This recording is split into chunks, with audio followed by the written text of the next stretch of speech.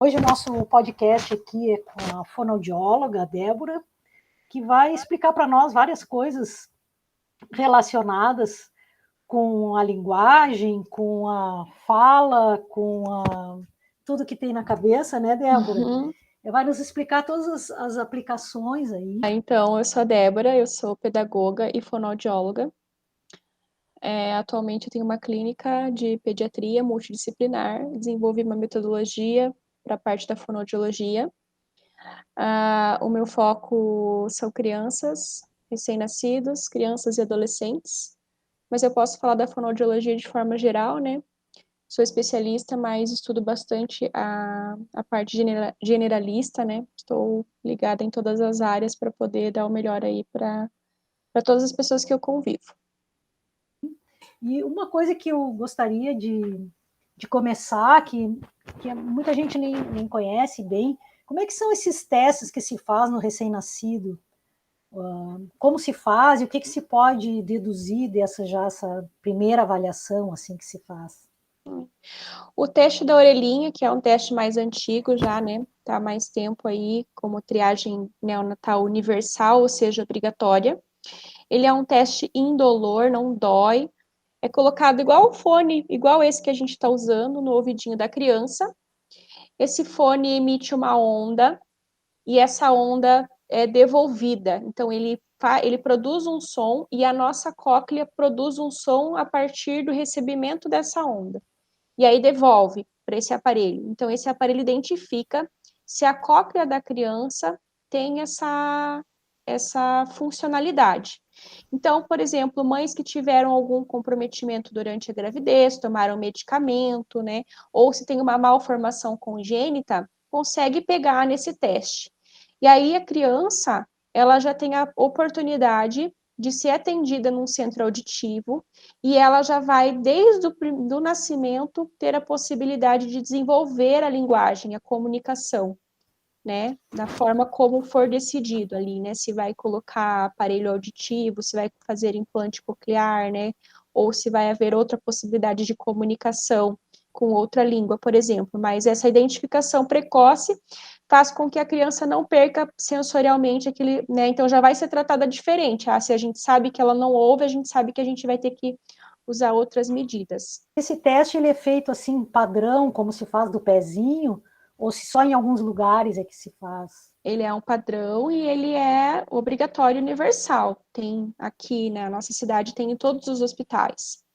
O que acontece, principalmente no serviço público, que a comunidade precisa ficar atenta, é que às vezes, no dia que a criança nasce, quando a gente vai fazer o teste, por algum motivo a criança falha no teste. Por exemplo, ela está com sujeira do próprio parto, então não veda bem esse equipamento.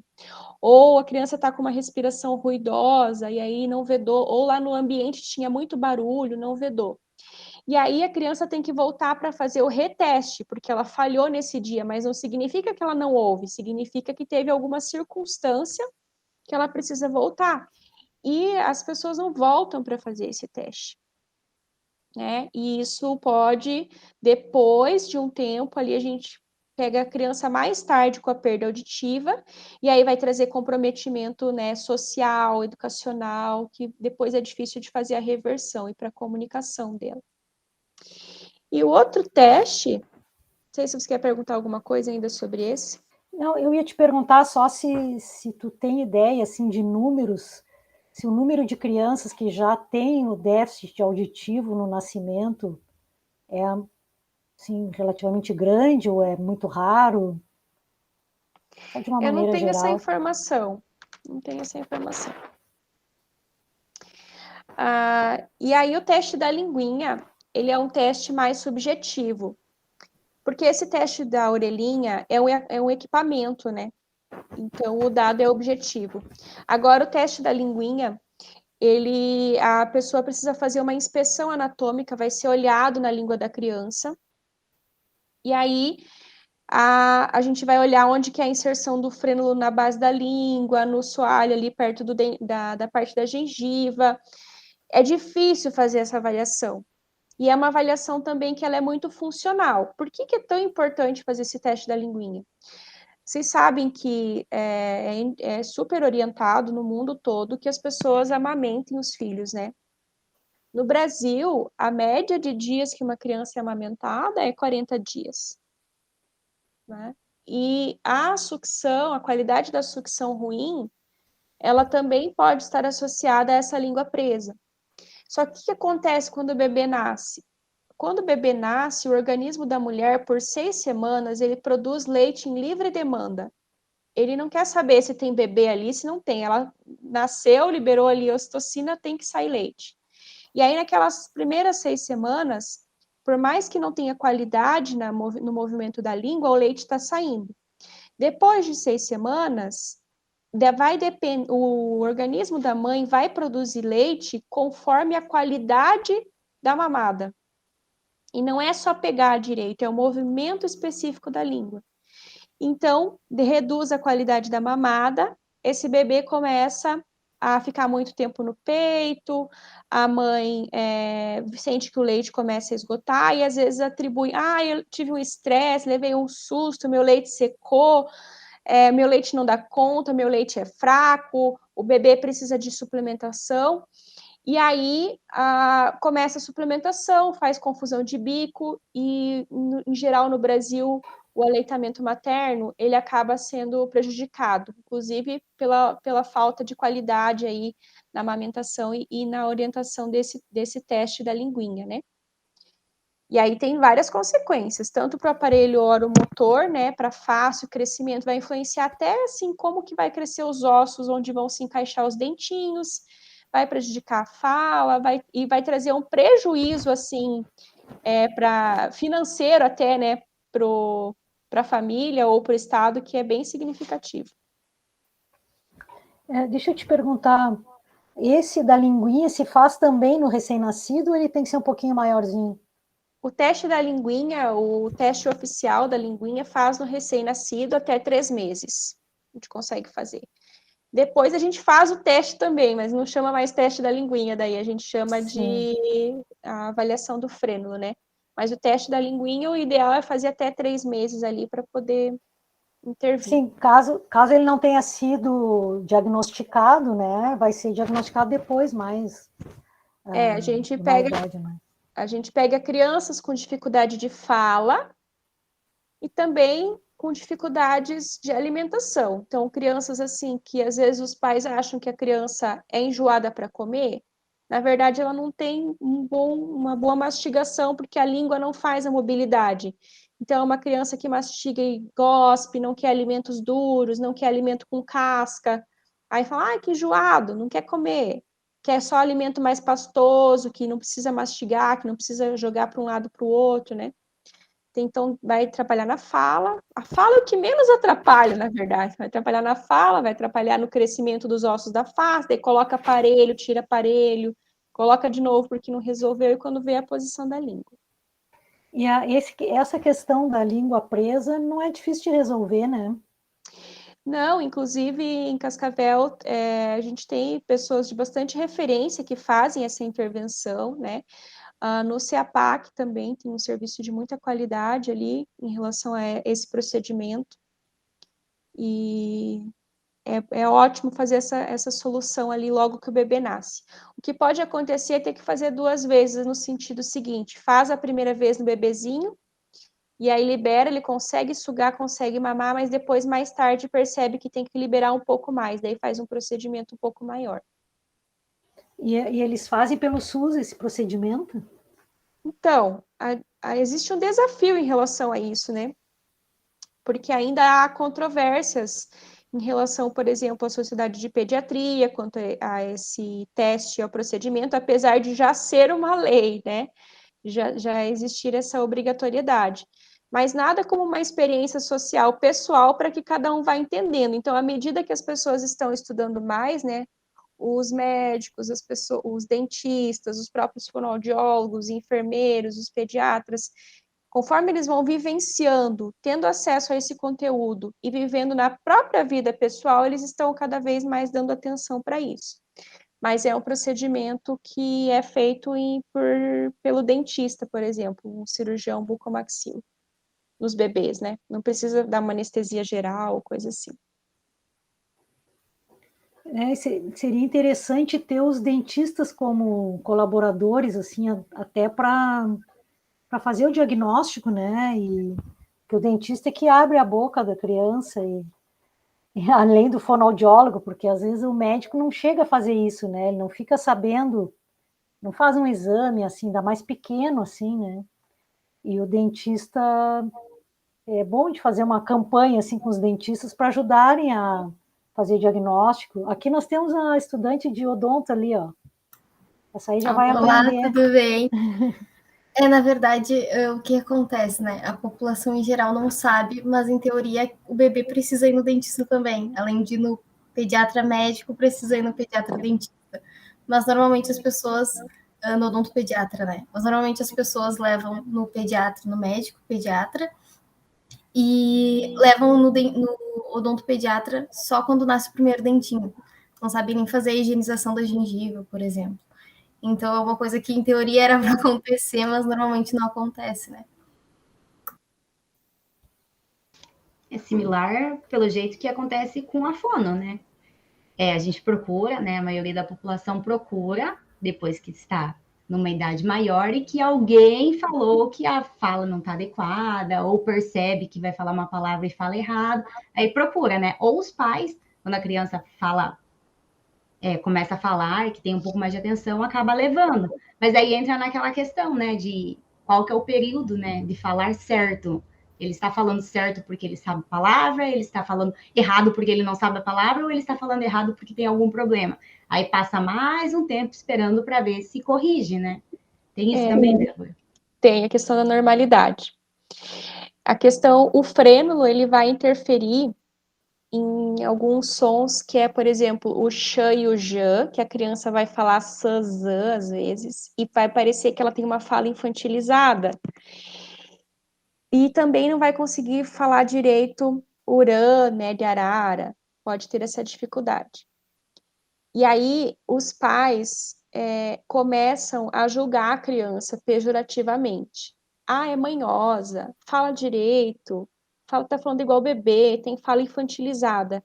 Mas sem entender que existe uma estrutura presa ali e que a criança está se adaptando da forma como ela pode. Lógico que tem algumas situações em que a criança realmente faz uma fala infantilizada, mas antes da gente julgar as pessoas pelo comportamento social, a gente deve sempre primeiro olhar para ela para o seu organismo, para a sua fisiologia. Eu sempre falo isso. Então, assim, a criança que está demorando para falar, antes de eu falar para ela que ela é preguiçosa, eu preciso verificar se ela ouve bem, se ela respira bem, se ela dorme bem, se a língua não está presa, né? Então, às vezes a gente complica as coisas, a gente acha que é mais fácil, né? Ir por esse lado do julgamento ali, do comportamento, mas na verdade a gente está arrumando um outro problema, porque daí além do problema orgânico que ela pode ter, porque uma criança, por exemplo, que tem adenoide grande, hipertrofia de amígdalas, que é né, enfim, ela pode ter comprometimentos na fala, e aí depois ela vai ter esse problema ainda para resolver, e ainda o problema emocional, porque ela vai acreditar que ela é daquele jeito. Ela vai acreditar que ela fala errado porque ela é preguiçosa, porque ela é infantilizada, porque ela é manhosa, porque ela é bebê. Então, essas questões relacionadas ao desenvolvimento fisiológico, anatômico, à comunicação, ao aprendizado das crianças, elas precisam ser vistas de uma forma um pouco mais prática por nós, né? E não tão emocional, para que a gente possa prevenir aí, que daí sim vai ter problemas emocionais depois em consequência disso. Eu acho que isso é uma coisa cultural, né? Muitas vezes as pessoas não sabem disso, então acabam seguindo assim um pouco a cultura assim mesmo de tratar a criança dessa forma, né? Eu acho importante a gente divulgar essas informações que as pessoas vão ficando sabendo e aí ficam mais atentas, né? A perceber que pode ter alguma coisa errada mesmo com a criança, né? Exatamente. E pensando aí, então, nos marcos do desenvolvimento, tem uma expressão que às vezes as pessoas, até profissionais, utilizam, e que é bem displicente, né? Que é assim, cada criança tem seu tempo. Essa expressão, ela é muito mal empregada, né? No sentido de que tem pessoas que a criança está com atraso e as pessoas estão lá, né? Às vezes o próprio profissional da saúde ou a escola está dizendo, não, é assim mesmo, cada criança tem seu tempo. Então, assim, existem marcos do desenvolvimento, que são períodos em que o nosso organismo está no tempo de aprendizado de alguma determinada habilidade, certo? Então, a gente vai desenvolver habilidades conforme o nosso corpo cresce e o nosso cérebro amadurece. Até 1 ano de idade, a criança, ela tem que desenvolver muita comunicação não verbal, que é o olhar, as expressões, mandar tchau, beijo, pegar, pedir colo.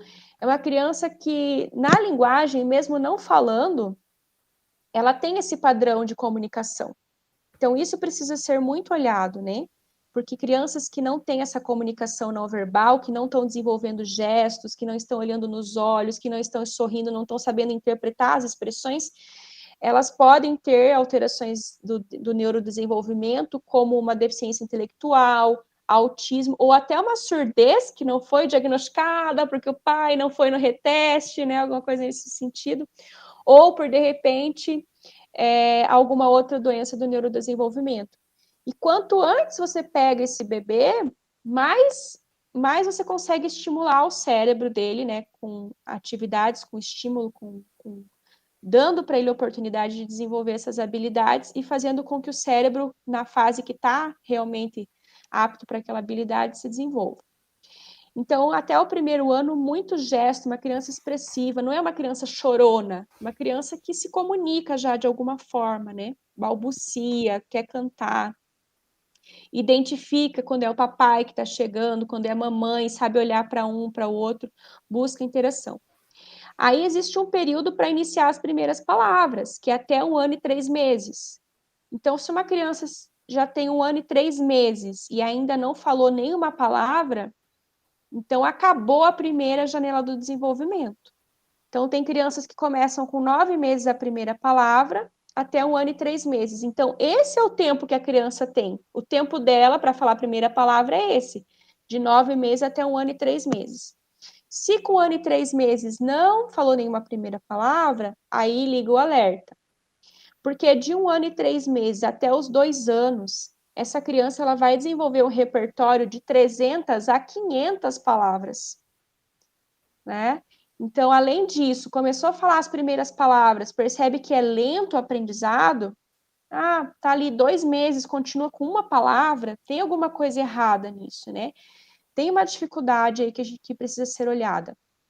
E por que a gente tem que olhar isso até os 2 aninhos, né? Por que é importante olhar para a fase de linguagem, principalmente com 2 anos? Porque aos 3 anos, aproximadamente, vai acontecer a primeira poda neural. O que é poda neural? Tem uma árvore lá crescendo, vamos pensar no jardim. Aí, por que o jardineiro vai lá e poda?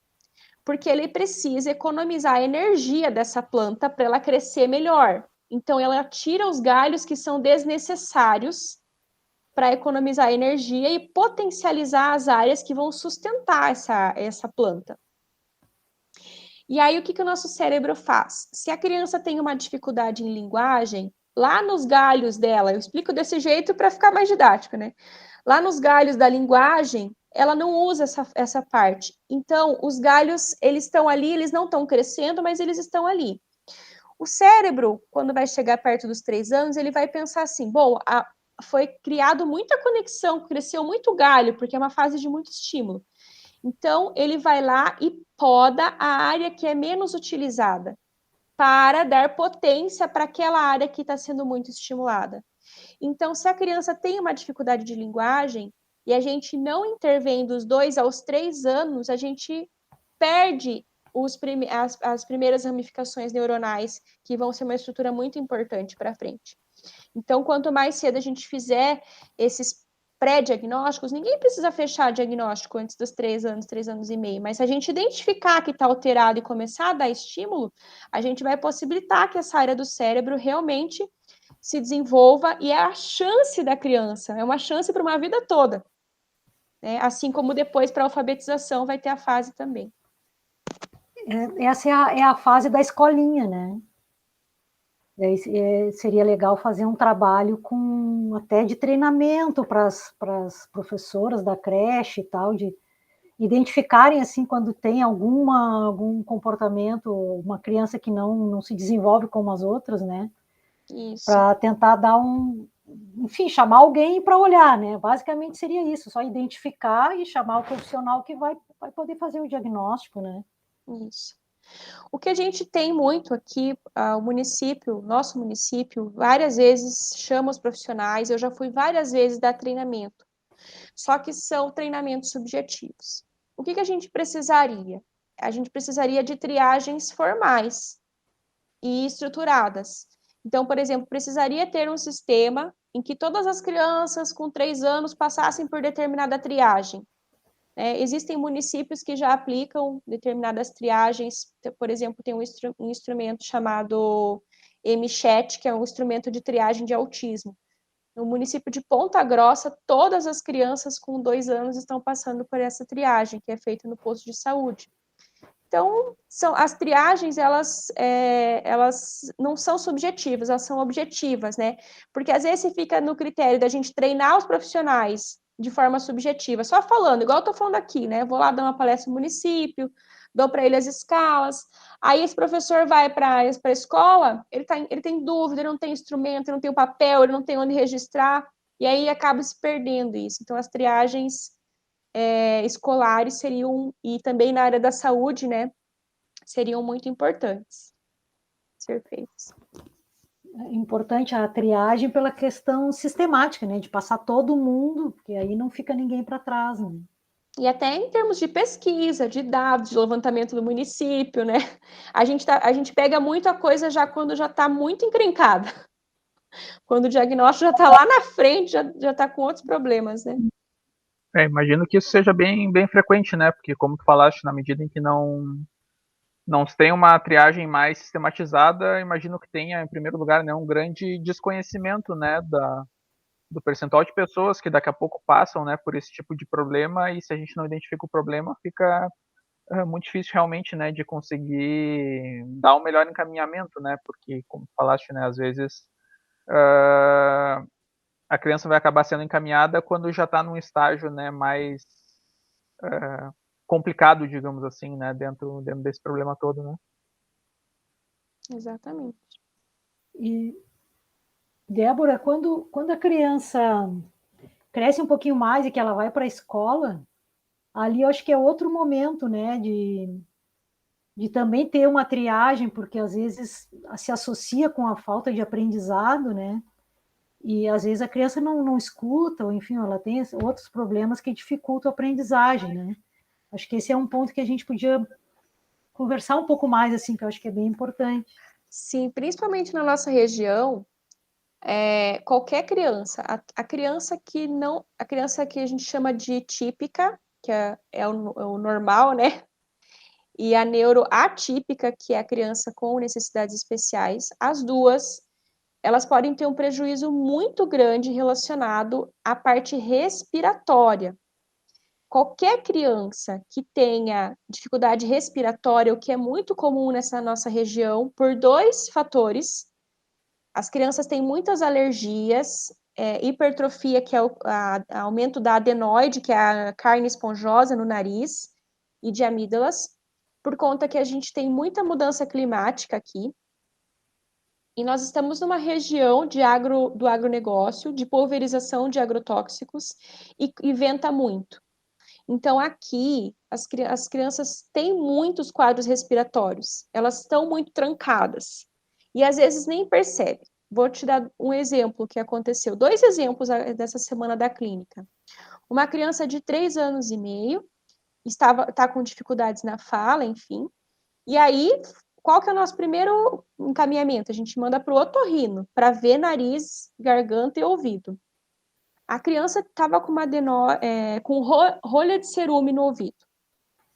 Então, quem tem rolha de cerume no ouvido não ouve, né? E por conta dos processos alérgicos, gera mais coceira, cria mais prurido, cria mais secreção no ouvidinho. Então, essa criança, ela ficou quanto tempo será ouvindo pouco, numa fase de aprendizado? A outra criança, de 2 aninhos, também com dificuldade de fala, de comunicação, não tinha nenhum sinal de que estava com obstrução. O único sinalzinho era um pouquinho de olheira. Único. E a boquinha um pouquinho aberta. Não tinha secreção, não tinha nada. Foi fazer raio-x muito obstruído. O médico ficou super assustado. Então, o que aconteceu? Como que eles descobriram? Por causa do atraso de fala. Descobriram essa questão. Então, assim, existem pesquisas, por exemplo, ali na UEM, que já fizeram a identificação de grupos, né? Crianças, sala de recursos com dificuldades de aprendizagem, que eram respiradoras orais, que não respiram bem, e que não eram respiradoras orais. As que são respiradoras orais, que respiram mal, que têm nariz trancado, que têm amígdala grande, a aprendizagem é muito pior. Muito pior. Então, se a gente tivesse já alguma coisa nesse sentido, né? De ter mais atenção à qualidade de respiração, a gente já teria um ganho muito grande. Quando tranca o nariz de uma criança, que ela tem uma infecção, alguma coisa assim, esse ouvidinho pode ficar até 12 semanas. São 3 meses. Ele pode ficar até 12 semanas ali, até que o pai descobre, até que entende o que é, até que drena tudo aquilo ali, até que usa medicação. E qual que é a sensação que essa criança tem? A mesma sensação que nós temos quando nós estamos de fone de ouvido. E você imagina você ficar 3 meses com o fone de ouvido? Você vai ter comportamento agitado, você vai ter maior irritabilidade, porque você vai ter que aumentar o teu nível, a tua energia mental para se concentrar. Você vai ficar mais agitado, porque você vai perder a parte auditiva, então todos os teus outros sentidos vão ficar em alerta, né? Então, vai perder informação, com certeza. Depois de 3 dias que você tiver com fone de ouvido, você começa a não prestar mais atenção. Então, essa questão respiratória seria muito importante das escolas olharem, assim, né?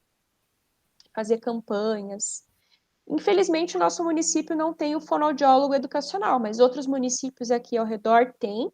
O município de Marechal, município, assim, exemplar em relação a esse serviço, né? Tanto que eles conseguem fazer um programa de alfabetização ali incrível com base na identificação precoce das dificuldades das crianças. Débora, eu queria te perguntar agora o seguinte. Quando uma criança, então, é diagnosticada que está com algum retardo ou atraso na fala, eu queria que tu falasse um pouquinho de algumas técnicas que são utilizadas por vocês para ajudar a criança, né? E a taxa de sucesso, se é elevada, se é baixa, se é média. Eu queria que tu falasse um pouquinho sobre isso, por favor. Isso. Então, existem pré-requisitos para uma criança começar a falar. Quais são os pré-requisitos? É uma criança que tem que ter atenção compartilhada, ela tem que prestar atenção nas pessoas. Então, esse é o primeiro trabalho que a gente vai fazer com a criança, né? A primeira coisa que a gente faz não é ensinar a falar, é preparar ela para ela aprender a falar. Então, ela tem que prestar atenção. Então, uma criança que você está falando com ela e ela está correndo, ela está, né, perdida, ela não consegue se concentrar em você, ela não vai ter teu modelo articulatório, não vai ter o modelo auditivo, ele vai prejudicar, não vai integrar tudo isso. Então, uma das primeiras técnicas é ensinar a criança a ter atenção compartilhada.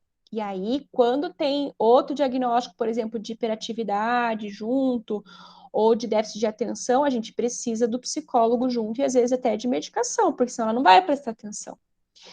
Outra coisa que a gente precisa, antes de aprender a ensinar a criança a falar, é que ela saiba imitar. Então, ela presta atenção em você e ela tem que aprender a imitar. Então, se ela começa a imitar o seu corpo, coloca a mão para cima, para baixo, para um lado, para o outro, aí depois você consegue levar ela para a imitação oral. Agora vamos imitar aqui na boca. Abre a boca, fecha a boca, faz um bico, um sorriso, língua para cima, língua para baixo. Depois a gente coloca o som. E quais são as técnicas, assim, de forma geral, o que faz com que uma criança se desenvolva bem? Sobre prognósticos, né? Então, depende do diagnóstico, Depende se é um problema específico de fala ou se é um problema maior, motor, ou que faz parte de um autismo. Então, isso vai, tipo, uma língua presa ali que tem que corrigir um fonema, 12 sessões, tá tudo ok, termina, né? Já reabilitei criança em 3 sessões, assim, quero ensinar um som, em 3 sessões ensina da alta. Mas essas crianças que têm atrasos maiores, elas ficam mais de 1 ano em tratamento. Então, o que é determinante nesses tratamentos? A frequência e a constância. Então, é não faltar. Se o profissional indicou que é 1 vez por semana, é ir 1 vez por semana todas as semanas, né? Porque se falta 1 semana, é 15 dias sem fazer. Se foi indicado 2 vezes por semana, ir 2 vezes por semana. Se foi indicado fazer brincadeira, se foi indicado mudança da forma dos pais trabalharem com essa criança, trabalhar essa mudança com as crianças também. E técnicas que são de repetição também, né? E muita brincadeira. Por quê? O que a gente tem de essencial para formatar esse aprendizado da criança? Quando a gente integra todos os sentidos, então eu trabalho com ela vai ver as pistas que eu vou dar para ela vai ouvir as pistas que eu vou dar para ela vai pegar nas pistas que eu vou dar para ela, né? Por exemplo, quando você faz você vai sentir o vento, então você faz um movimento, quando você integra o máximo de sentidos possível, você está dando mais oportunidade de aprendizado. Segundo, quando você repete muitas vezes. E o que sela, que faz com que essa aprendizagem aconteça muito bem, muito rápido, quando você envolve a emoção. Sabe aquela história de que você aprende na dor? Não é verdade. Com criança não é verdade. Criança aprende no amor. Criança aprende na alegria. Porque elas já estão enfrentando a dor de ter a dificuldade. A dor já é não conseguir falar. Então, se você proporcionar dor para ela não vai aprender, ela vai bloquear. Então, quer solidificar o aprendizado, você vai dar para ela satisfação, você vai dar para ela alegria em fazer aquele exercício, em fazer aquela brincadeira, né? É isso que vai ter mais taxa de sucesso daí no tratamento. E Débora, tu agora falaste isso, era uma pergunta que eu te ia fazer a seguir, que era precisamente se um problema emocional, por exemplo, uma criança que desde bem que nasceu praticamente em um ambiente familiar desestruturado, que possa sofrer algum tipo de abuso físico ou psicológico, pode levar a criança a não falar, ou isso não tem nada a ver uma coisa com a outra? Sim. O ambiente é essencial para a criança aprender a falar, né? Então, se as suas emoções não estão organizadas, se a estrutura do ambiente não estiver boa, elas podem ter dificuldades de comunicação, sim. Não necessariamente dificuldades de fala, mas dificuldade de comunicação. E foi super importante você tocar nesse assunto, porque agora a gente está vivendo uma pós-pandemia, né? E nós temos um aumento bem significativo de crianças com dificuldades de fala, de comunicação. Porque são crianças que foram privadas de alguns estímulos, principalmente o estímulo social. Uma criança, ela aprende muito com outra criança, principalmente na área de comunicação. Então, quando elas estão só com o adulto, a nossa forma de nos comunicarmos com a criança é diferente. Ela desenvolve muito mais se ela está com outra criança. Então, nós estamos recebendo crianças que estão com atraso de comunicação, de linguagem, atraso de fala, por conta do isolamento social. Estamos recebendo crianças que têm um problema intrínseco, por exemplo, apraxia, autismo, um atraso cognitivo, e que tiveram esses problemas agravados porque acabaram não indo para a escola, não teve aquela comparação para entender se aquela criança estava no normal ou não. Os pais, às vezes, só tem aquela criança na família, não sabem que aquilo é um atraso. Precisa do outro, né, da comparação para ver, para entender. E nós temos também essas crianças que já têm, né, um fator. Então, assim, eu tenho o fator biológico, eu tenho o fator genético, de repente. Só que aí as situações externas do mundo externo, o ambiente, a pandemia, o medo, desencadeiam isso. Não significa que é a pandemia que gera os problemas, mas ela ajuda a dar o gatilho, a desencadear. Está aumentando muito os casos de gagueira, porque a gagueira, existe um período dos 2 anos e meio até os 5 anos que as crianças podem apresentar gagueira. Por quê?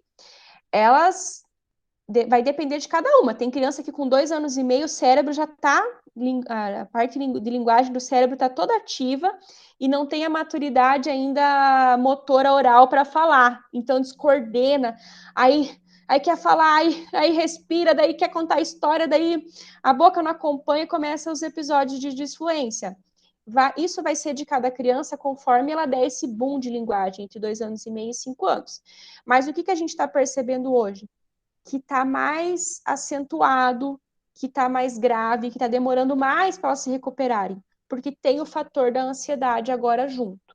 As crianças estão apresentando mais ansiedade e medo. Perderam avós, perderam pais, perderam a família, perderam um vizinho. Então, a questão do medo, ela também vai influenciar nessa questão do controle respiratório aí para se comunicar. Débora, existe tratamento pelo SUS? Por exemplo, você vai lá, tem um atendimento primário e eles fazem um encaminhamento secundário ou não existe atendimento com fonoaudiólogo pelo SUS? Existe aqui no município de Cascavel, tem no SEACRE, tem equipe de fonoaudiólogos lá. As crianças que têm malformações de cabeça e pescoço recebem atendimento fonoaudiológico no CEAPAC e também na POFLAB. E existe esse acompanhamento. Só não existe em Cascavel o preventivo, que é o fonoaudiólogo educacional, né, o escolar. Mas é pela UBS. Então é algo determinado universal, assim. É para ter, na teoria, em todos os, pelo menos as cidades maiores, centros de referência. Então, por exemplo, se você tem um filho e ele está com dificuldade de fala e você quer fazer esse caminho, então, pelo SUS, você vai ao UBS, vai pedir a consulta com o pediatra, vai falar para o pediatra das suas demandas, e aí o pediatra vai dar os encaminhamentos para os especialistas, né? Então, ele pode entender que ele precisa de uma avaliação do otorrino e do fonoaudiólogo, e aí vai, possivelmente, para uma lista de espera.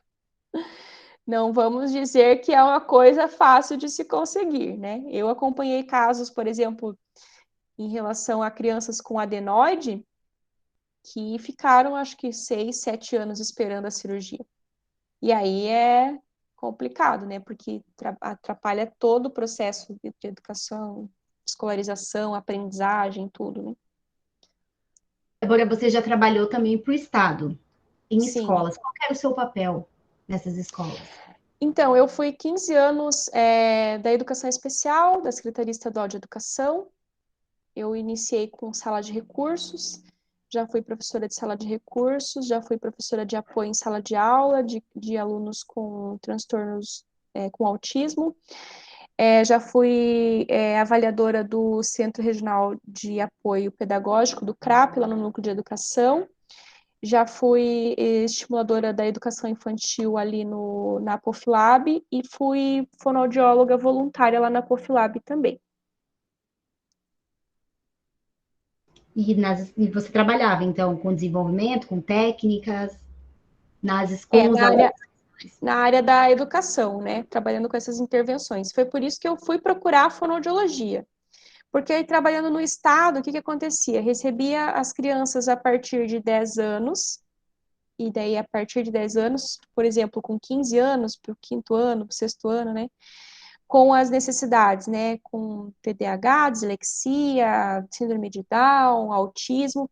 Recebia essas crianças e percebia que elas tinham perdido um tempo precioso, né? Então, a gente fazia o que dava, conseguia, tinha sucesso, mas a minha angústia era, poxa, por que não começam as coisas antes? E aí, fui procurar, naquela época, abriu a primeira turma de fonoaudiologia aqui na Faculdade Assis Gurgels, e aí estudei que a fonoaudiologia consegue integrar essas duas áreas. A fonoaudiologia pega a educação e a saúde e integra, que é o que eu acho que é mais fantástico, né? Pega uma área bem biológica mesmo, assim, bem anatomia, fisiologia, e vai lá e integra com a parte educacional, né? Como se é rápido olhar para uma criança e ver que ela não está respirando bem, né? E ver que aquele comportamento pode ser uma alteração respiratória e tentar resolver. E aí foi por isso que eu decidi direcionar o meu trabalho para os pequenos, para fazer essa prevenção. E tenho casos de sucesso, né, a partir disso, né, como eu vi as crianças, né, era alfabetizadora também naquela época, e aí, casos de sucesso de você pegar, por exemplo, uma criança com síndrome de Down com 9 meses, começar a estimular ela com 9 meses, e quando ela está ali com 2 anos, ela está com vocabulário, nível de linguagem igual de outras crianças. E isso vai repercutir na alfabetização e no estilo de aprendizagem dela. Então, ter esse prazer de minimizar as sequelas lá embaixo é realmente muito melhor. Débora, aproveitando os questionamentos da Vanessa, eu queria te perguntar também uma coisa que é o seguinte: pela tua experiência, não haver um rastreamento a todas as crianças e também a dificuldade de acesso aos profissionais da área, tem a ver com vontade política ou realmente é um programa que, se fosse efetivo, seria muito caro e muitas prefeituras ou até o governo federal não teriam recursos suficientes? Qual é a tua opinião para haver essa demora, como tu falaste, no SUS, de vários anos para uma criança ter uma cirurgia, de não haver rastreamento a todas as crianças, que poderia evitar problemas futuros? Qual é a tua opinião da postura dos municípios, do Estado e do governo federal? As triagens, elas não são complicadas, elas são triagens simples. Mas o que tem que ter para fazer uma triagem? Treinamento e monitoramento. Então, o problema não é qualificar o profissional para fazer isso. O problema é você ter uma estrutura e ter um engajamento do funcionalismo público também para que isso aconteça, né? Eu já fui funcionária pública, eu dei o meu melhor, tive profissionais que eram incríveis, mas como em qualquer instituição, tem pessoas também que não compram, que não vestem e que dizem mais uma coisa para a gente fazer, né? Teste da linguinha, nossa, mais uma coisa para a gente fazer, mais isso ainda agora, né? Não tem profissional, não tem estrutura. A gente sabe que existe que está saturado, que é muita demanda para pouco profissional nos atendimentos, né? Eu sei, tenho consciência disso também, mas é a realidade que a gente tem. Então, acho que assim, é uma questão de começar a fazer de baixo para cima. Eu acho que quem deveria comprar essas ideias, né, é o próprio município. E pensando que, assim, quando pensa em dinheiro, né, é caro, é muito mais caro o que acontece depois. A consequência disso custa muito mais dinheiro para a educação e para a saúde do que fazer essas triagens ali no básico, né? Agora, dizer assim que existem profissionais, teria que formar bem mais profissionais, sabe? Fonoaudiólogos mesmo, a gente tem poucas faculdades, um outro profissional que seria essencial ter mais é terapia ocupacional, é mais escasso ainda. Aqui mesmo tem um curso de fonoaudiologia, para fechar a turma esse curso é bem raro, tem vagas assim, muitas vagas para fonoaudiólogos mesmo, não tem esse profissional, e enquanto que outras áreas estão também saturadas, né? Tipo, tem áreas aí que tem profissional, né, em excesso. Eu acho que também essa questão das profissões é um tema a ser discutido, né? As profissões estão em torno do quê? Está em torno da medicina, da engenharia, do direito, né? De algumas áreas específicas, assim, das engenharias, enfim. E até dentro das especialidades, né? Até para fazer, por exemplo, pediatria, eu imagino que é um profissional que tem que gostar muito, amar muito, se dedicar muito para fazer aquilo, porque a renda vai vir unicamente de consultas, né? Não tem como expandir mais as rendas, por exemplo, relacionadas a cirurgias e outras coisas assim. Então, é um profissional que precisa estar engajado mesmo com a profissão, assim como o fonoaudiólogo que decide trabalhar com isso, né?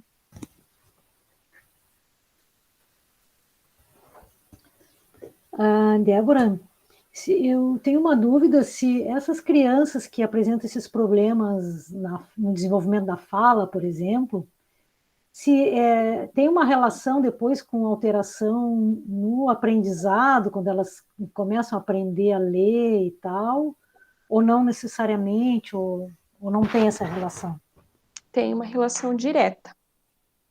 né? Então, essas crianças, elas são fator de risco para transtorno de aprendizagem. Então, hoje, no meu consultório, quando a gente avalia a criança pequena, a gente já tem um programa de intervenção precoce para dificuldades de leitura e escrita.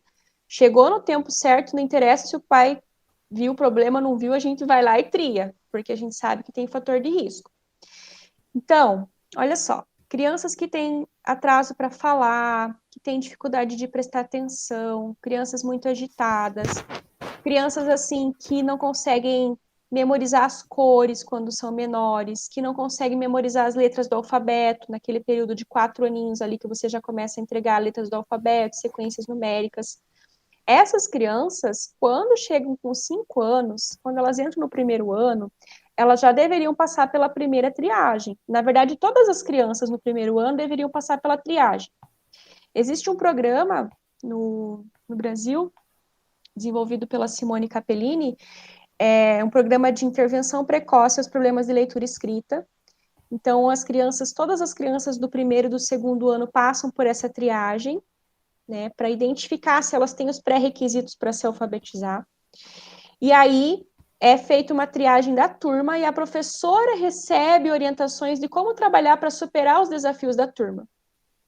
Aí tem um grupo que não foi tão bem, né, que não conseguiu se recuperar com as intervenções da professora, é aplicado de novo as avaliações.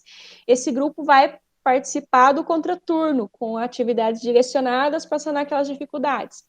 Participou do contraturno, 3 meses, não melhorou, é aplicado os testes de novo. Então, é tudo analisado a eficácia, né? Se está evoluindo ou não, não é subjetivo. E aí, não passou, aí vai para o fonoaudiólogo. Daí o fonoaudiólogo trabalha 3 meses, não melhorou, entra em fator de risco altíssimo para dislexia. E o diagnóstico da dislexia, ele vai ser feito só com 9 anos. Só que dos 5 aos 9, não vai ficar sem fazer nada.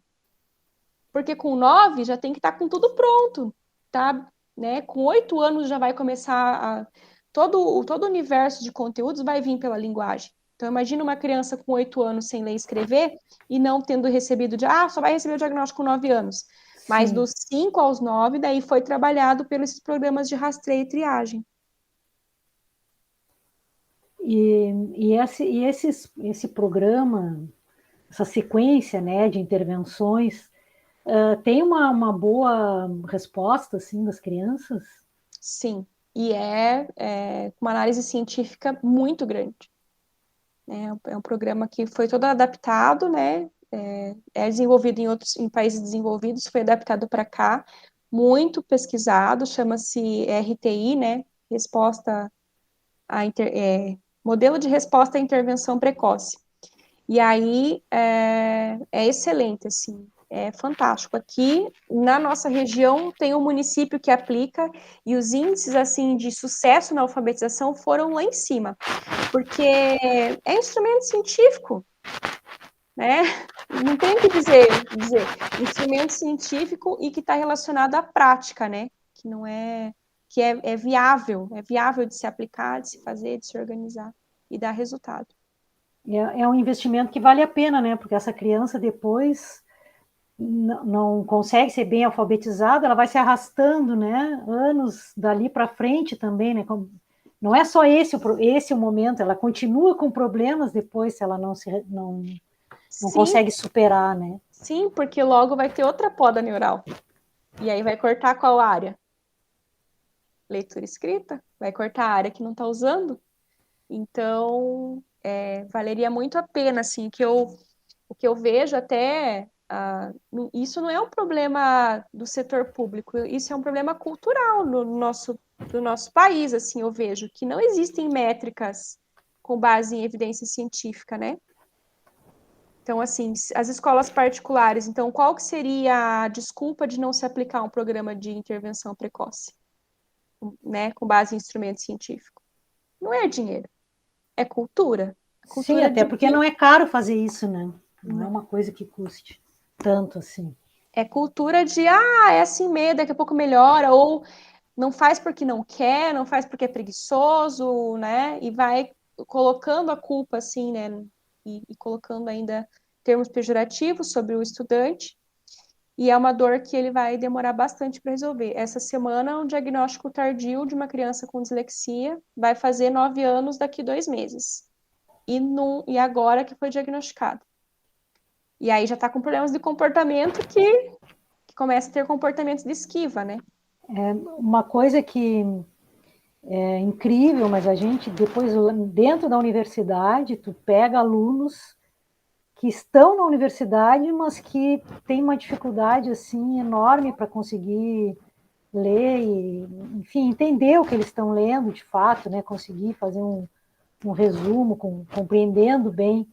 Então, eu imagino que ele passou até chegar na universidade, foi tropeçando todo o tempo, né? Uhum. E é uma pena, assim, porque eu acho que eles devem sofrer com isso, porque ele não consegue superar essa dificuldade, né? Existem falhas em habilidades de processamento auditivo central, e esses estudantes, esses acadêmicos, eles ainda têm estratégias para recuperar isso, mais objetivas, sabe? Porque às vezes a gente também, coloca num programa de apoio, sei lá, né?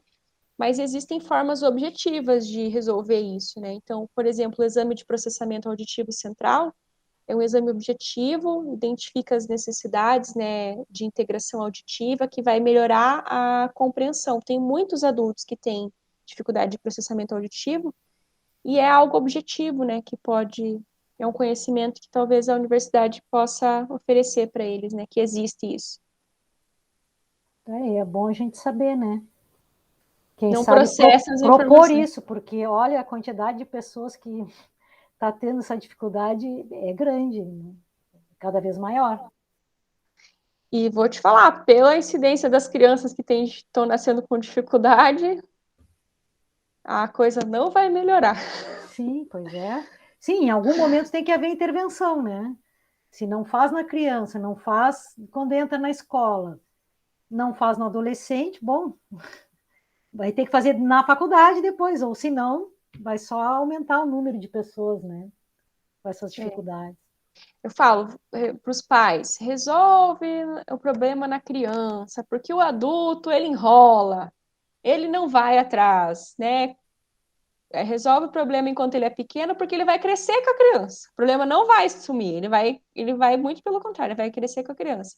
Até o próprio Freno, né, que fala, eu já sou adulto, né, para que eu vou fazer? A Vanessa tá rindo porque ela tem o freno no curto.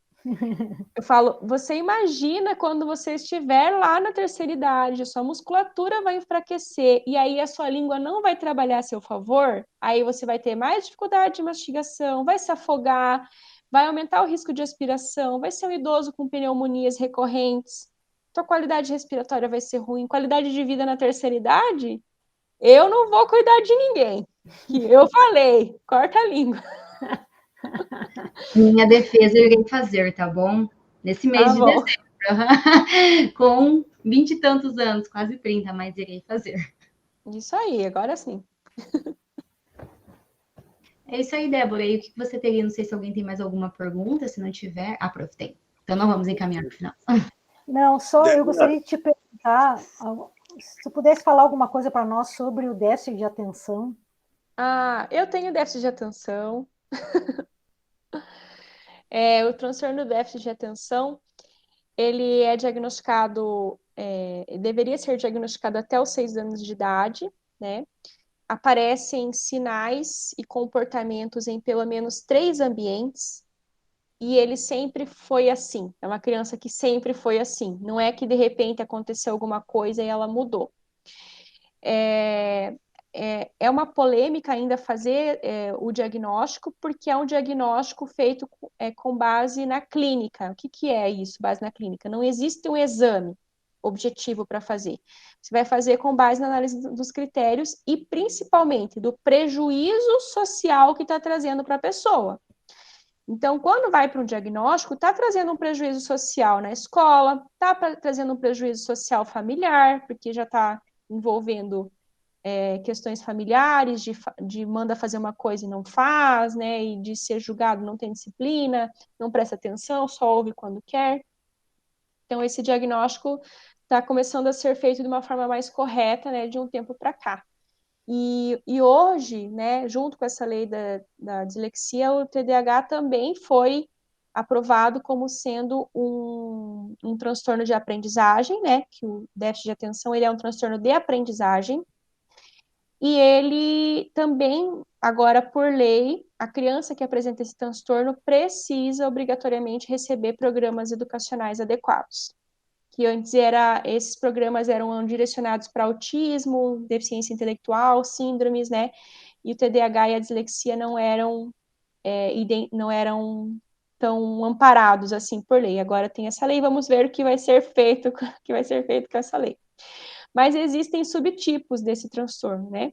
Então existe o predominantemente desatento, aquela pessoa que não é nem um pouco agitada, que é muito pelo contrário, ela é muito parada, mas ela não presta atenção e fica lá com os pensamentos dela, não processa as informações, interage pouco até, né, demora para poder interagir porque não consegue prestar atenção. E vai ter prejuízos na escola também.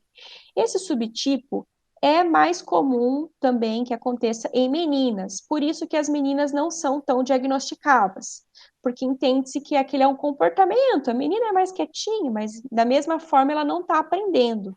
Então isso prejudica a memorização dos conteúdos, né? Prejudica a aprendizagem. Aí nós temos o subtipo hiperativo, que daí tem agitação motora, não consegue ficar parado.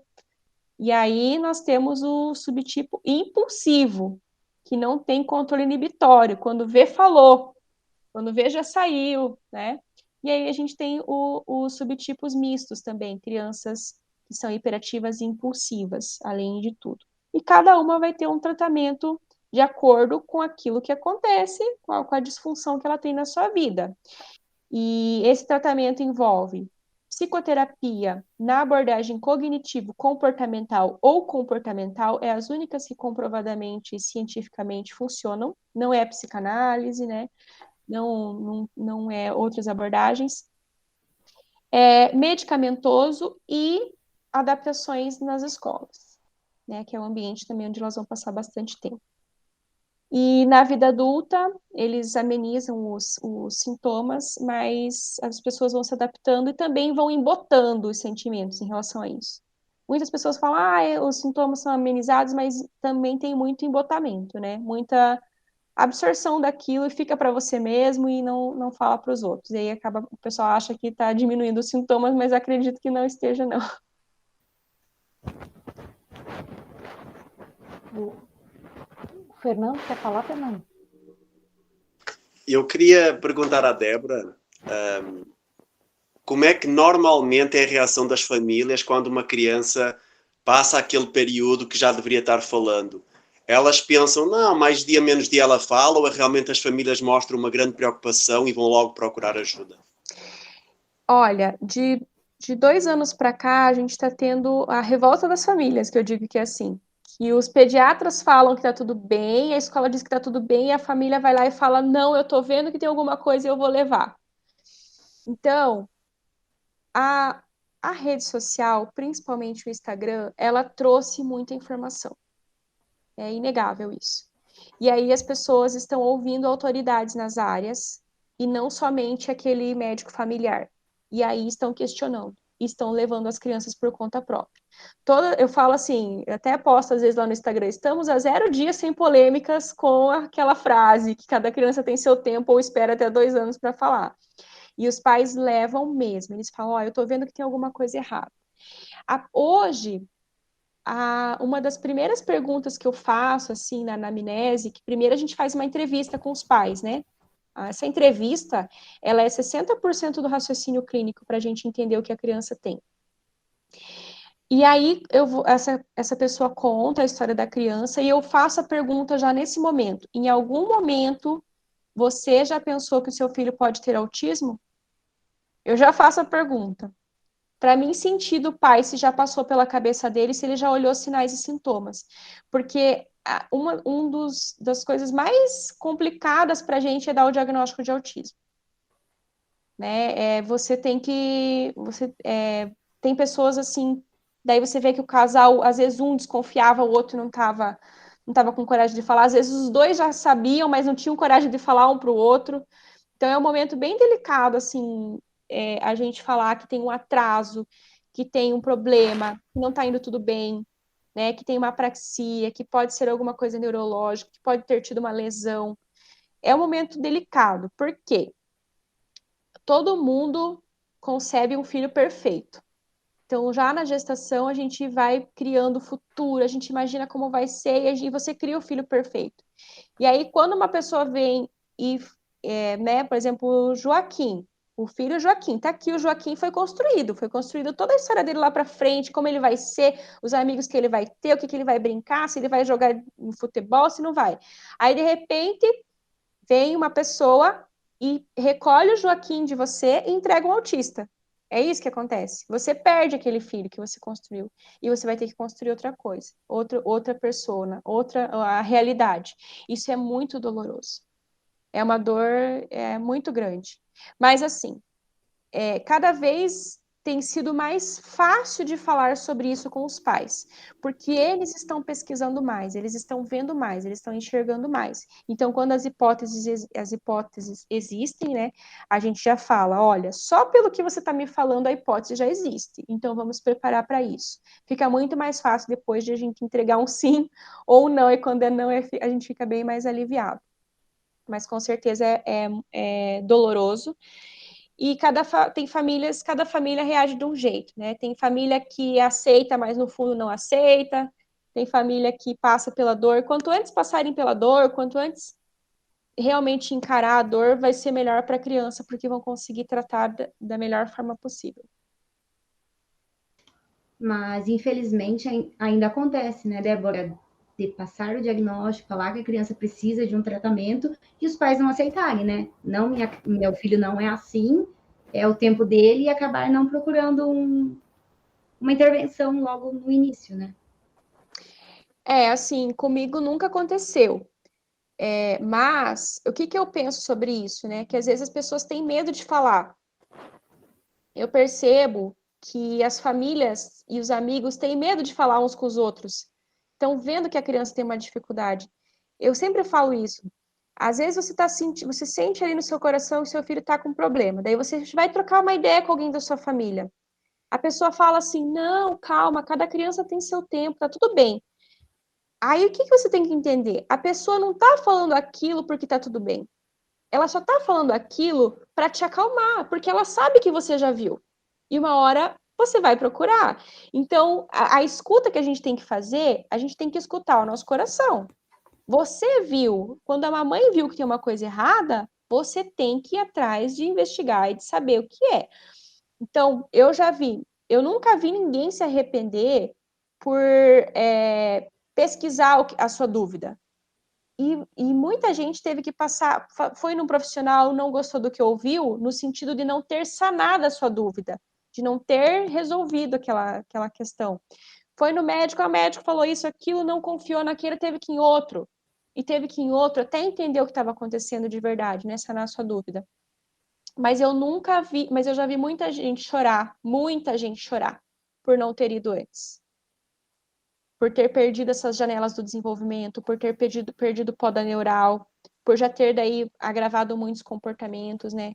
Por ter demorado. Eu já vi gente se arrepender por ter demorado.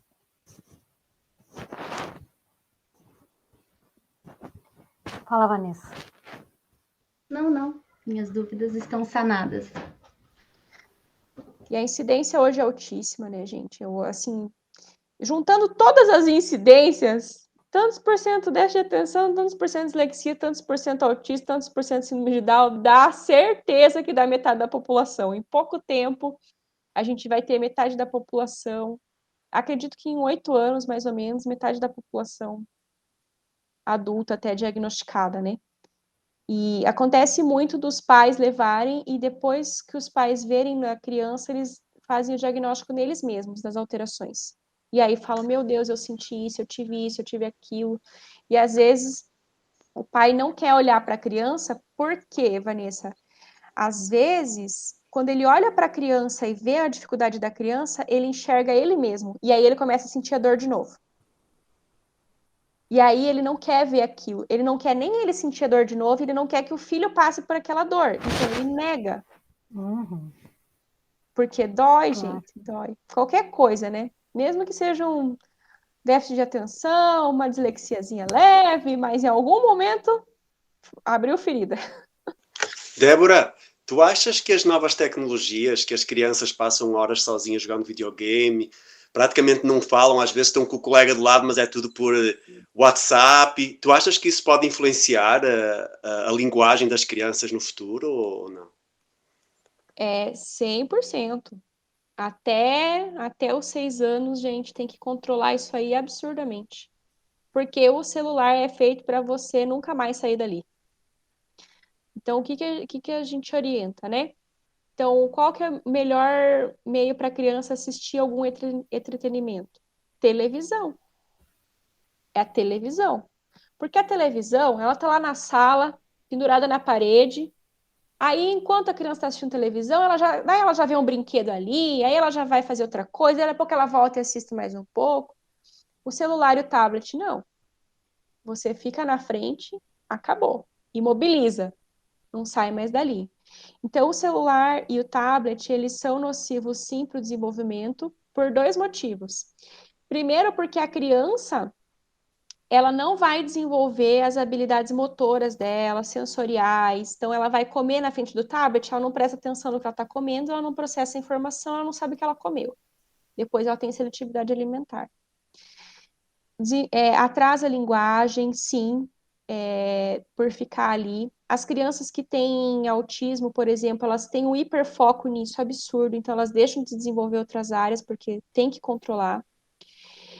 O celular e o tablet, até para nós adultos, eles têm o mesmo potencial de vício que a cocaína.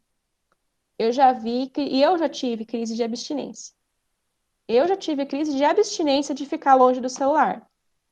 Né, de você ter que ver, ter que ver, ter que ver. E quando você vê só o ato motor, você não tá vendo nada, você só faz isso aqui e você nem não viu nada. Você só mexeu ali para olhar.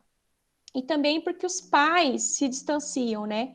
Então, como que era o desenvolvimento da linguagem antes? Então, todo mundo ia assistir novela? Era uma porcaria novela? Era! Mas todo mundo sentava junto na frente e falava, e comentava, e, né, e discutia. Hoje é o quê? Cada um o seu entretenimento individual no seu quarto com o seu fone de ouvido. Acabou a comunicação, acabou a roda de conversa, acabou a linguagem. E os pais cada vez mais engajados ali. Ah, só um pouquinho já vou, só um pouquinho já vou, só um pouquinho já vou. Daí não dá tempo de ir no parquinho, não dá tempo de levar para brincar, não dá tempo de interagir com a criança, né? E aí acaba não dando uma estimulação correta. Eu acho que é isso aí. Então, se ninguém tiver mais alguma dúvida, a gente agradece, Débora, pelo seu tempo, pelos ensinamentos, pelas palavras. E em outra oportunidade, se tiver outro assunto para falar, o convite fica aberto. Agora a gente falou de vários assuntos, né? Vocês viram que a fonoaudiologia vai da audição, da hora de engolir, do idoso, da aprendizagem, da alfabetização, mexe com tecnologia também, né? Então, quando vocês acharem que tem algum tema legal, agora vocês vão ligar o radar de vocês, agora vocês vão começar a enxergar a fonoaudiologia, e daí eu estou à disposição, com certeza. Essa parte da deglutição a gente nem chegou, né? Vai ficar para uma outra vez. Mas a gente vamos ter que engolir muito, essa. Vamos ter que engolir essa. Acho que vai ser bem legal, assim, para poder divulgar esse tipo de conhecimento, né? Que é importante estar atento a essas coisas, né? Poder, talvez, fazer intervenções cada vez mais precoces para deixar essa criançada aí desenvolver seu potencial, né? Não ficar amarrada com uma coisa que poderia ser resolvida de forma tão mais simples, né? Isso. Então, a gente agradece aí bastante o teu tempo, né? E o teu conhecimento, que vai... Não só nós vamos ficar mais atentos, mas as pessoas que estiverem nos ouvindo também vão prestar mais atenção para essas coisas. Muito obrigada, viu? Obrigada a vocês.